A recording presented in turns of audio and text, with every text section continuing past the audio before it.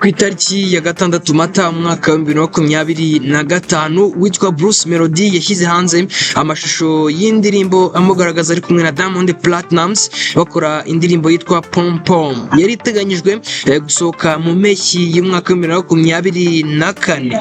Indirimbo yafatwaga nk'igitangaza, ikaba irimo umuhanzi w'umunya Nigeria witwa Joel Brown. Amashusho yafashwe n'uwitwa Sacha Vibes, hanyuma witwa Joel Brown aza gufata aye nyuma. Mu kwezi kwa karindwi ikompanyi yitwa 155 AM irebera inyungu za Bruce Melody yatangiye gutegura uburyo bwo kumenyekanisha indirimbo, nubwo yakomeje kuvugwa cyane mu Rwanda. Witwa Diamond Platnumz ntigeze ayivugaho cyangwa ngo agaragaze ibimenyetso by'uko ayishyigikiye. Witwa Bruce Melody yatangaje ko indirimbo ihari ariko bategereje igihe cyiza cyo kuyishyira hanze, aho we na bagenzi be bazaba bafite umwanya wo kuyimenyekanisha neza. Ibi byatumye